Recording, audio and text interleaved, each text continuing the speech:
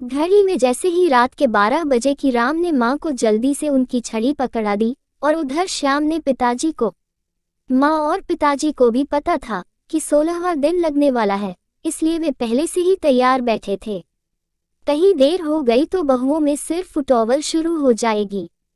माँ ने घर का चौखट लांघा तो उधर पिताजी छड़ी लिए घर में प्रवेश के लिए खड़े थे। माँ पिताजी को और पिताजी माँ को आंसू भरी नैनों से निहार रहे थे। पूरे 15 दिन बाद यह मिलन क्षणिक था। थोड़ा बातें कर ले, नहीं तो 15 दिन का इंतजार करना पड़ेगा। न जाने कितनी ही बातें आंखों ही आंखों में हो गई। उजाला भरी रात थी, मानो आज चांद भी उन्हें एक दूसरे को जी भर देखने के लिए अपनी आंखें खोल दी हो। पर चांद भी मनुष्य की निष्ठुरता के आगे लाचार है। पिताजी जल्दी अंदर आ जाओ, बिस्तर लगा है, राम ने कहा। उधर श्याम माँ का हाथ पकड़कर अंदर खींच ले गया। सो जाओ, बिस्तर पर पिताजी का है, श्याम ने कहा। बेटा थोड़ा पानी पिला दो, माँ ने कहा।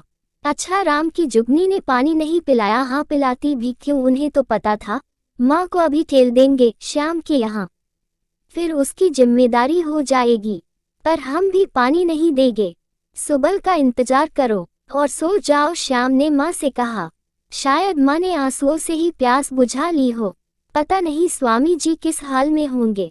कहीं राम उन्हें मेरी टूटी हुई चारपाई ही न दे दे सोने के लिए। उन्हें नींद कैसे आएगी? जिंदगी भर राम और श्याम की खुशी के लिए परिश्रम करते रहे, अब बुढ़ापा में किसे उनकी परवाह है? माँ को नींद कहाँ आने वाली थी। माँ सोचने लगी कि आखिर मेरे परवरिश में कहाँ खोट रह गई थी। अपने हिस्से की रोटी इन्हें खिलाई, पहले प्यास इनकी बुझाए। स्वामी जी जब कोई सामान बाजार से लाते थे तो पहले राम और श्याम को खिलाते थे। यदि बच गया तो हम और स्वामी जी खाते थे। माँ वैष्णो हमारी कैसी परीक्षा ले रही है। आज भी याद है कि जब कभी भी राम और श्याम को किसी चीज की जरूरत पड़ती थी तो वे दोनों कैसे मेरे आंचल से लिपट जाया करते थे। पगले तरह तरह के बहाने बनाकर हमसे चीज हासिल कर लेते थे। मैं हमेशा उन दोनों की तरफ ही रहती थी, उनके पिताजी को किसी न किसी तरह मिला ही लेती थी। यदि कभी मैं राम और श्याम से रूठ जाती थी तो वे दोनों इतने भोले बनकर हमें मनाते थे कि हम दोबारा रूठना भूल जाते थे। उनके पसंद का खाना बनाना, उनके पसंद का पहनावा, उनकी हर एक इच्छाओं को पूरा करना स्वामी जी की पहली प्राथमिकता होती थी। स्वामी जी को भले ही इसके लिए अतिरिक्त कार्य करना पड़ा हो, फिर भी राम और श्याम ले लिए क्या कुछ नहीं किए। पढ़ाई लिखाई से लेकर खुद के पैर खड़े होने तक आदि मैं और स्वामी जी न जाने कहाँ कहाँ मत्था टेके होंगे। मंदिर, मस्जिद, गुरुद्वारा तथा गिरजाघर, जिसने जहाँ कहा हम वहाँ गए। अंतिम बार एक भिखारी के कहने पर हम दोनों माँ वैष्णो के दरबार गए थे। माँ वैष्णो ने ही प्रसाद स्वरूप हमें 2 रत्न दी, राम और श्याम। 1.25 महीने बाद पुनः मैं और स्वामी जी माँ वैष्णो के दरबार गए। दर्शन की, चुनरी चढ़ाई, हम दोनों ने खूब खर्च किए। सभी भिखारियों की झोलियां लड्डुओं से भर दी थी। तब से हर साल माँ वैष्णो के दरबार दर्शन करने पहुंच ही जाती थी। राम और श्याम भी हम दोनों से मोहब्बत करते थे।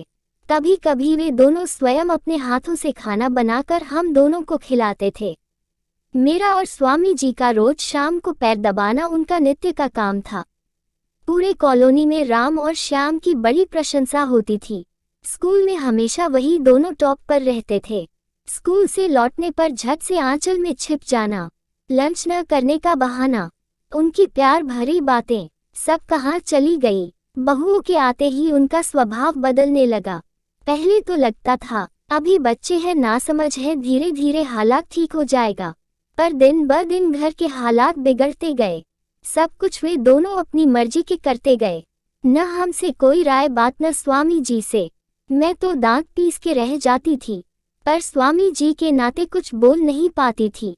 वो तो अक्सर मुझे समझाया करते थे कि देख कौशल्या, ये बच्चे नए जमाने के हैं, इनको अपनी मर्जी से जिंदगी जीने दो, इनके मामले में दखल न करो, उसी में भलाई, नहीं तो ये कब क्या जवाब दे दे कुछ गारंटी नहीं है। अब हम वृद्ध हो गए, यूं समझ लो चाय में गिरी हुई मक्खी, चुटकी से पकड़कर बाहर करने में देर नहीं लगेगी। किंतु मैं कहाँ मानने वाली थी। मैं सोचती थी राम और श्याम मेरे औलाद है, क्या इन्हें सही गलत पर डांट फटकार नहीं सकती हूँ। जब मुझसे नहीं रहा गया तो मैंने राम और श्याम को बुलाकर कह दिया कि तुम लोगों की मनमानी नहीं चलेगी। घर में क्या हो रहा है, कब मायके कब ससुराल, क्या योजना बन रही है, हमें भनक तक नहीं लगती। जब जी में आया आपस उठा के चल दिया। समझ देना, अपनी अपनी बीवियों को यहाँ रहना है तो हमारी मर्जी से रहे, नहीं तो अपने मायके चली जाए। राम और श्याम को माँ की यह बात अच्छी नहीं लगी। वे माँ को घूरते हुए अपने कमरे में चले गए। समय के साथ साथ माँ और पिताजी से राम और श्याम की दूरियां बने लगी। यह दूरी कब खाई में तब्दील हो गई पता ही नहीं चला। आए दिन दोनों अपने माँ और पिताजी से झगड़ते तो उनकी माँ और पिताजी अपना मकान दूसरों को लिख देने की बात करते, किंतु किसी के माता पिता ऐसा नहीं करते हैं। पुत्र भले ही कुपुत्र हो जाए, किंतु माता कभी कुमाता नहीं होती है, न ही पिता कुपित होता है। धीरे धीरे राम और श्याम में भी झगड़ा झंझट होने लगा और दोनों में बंटवारा हो गया। कौशल्या और स्वामी जी की तबीयत भी अक्सर खराब रहने लगी। दोनों बेटों ने मिलकर अपने माँ और पिताजी को बांट लिया, वो भी 15-15 दिन के लिए। घर के बीचों बीच दीवार खींच गई। वर्षों से साथ साथ रहने वाले माता पिता को जब एक दूसरे की अधिक आवश्यकता थी तब उनके कुपुत्रों ने उन्हें अलग थलग कर दिया। वे भी साथ साथ रहने की जिद नहीं कर पाए।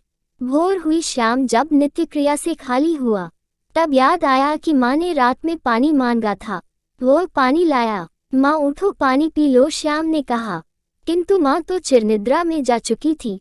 जब यह खबर स्वामी जी को मिला तो उठाकर जोर से बोले, मैं भी आ रहा हूँ। कौशल्या तभी तपाक से गिर पड़े, ऐसे गिरे कि दोबारा न उठ पाए।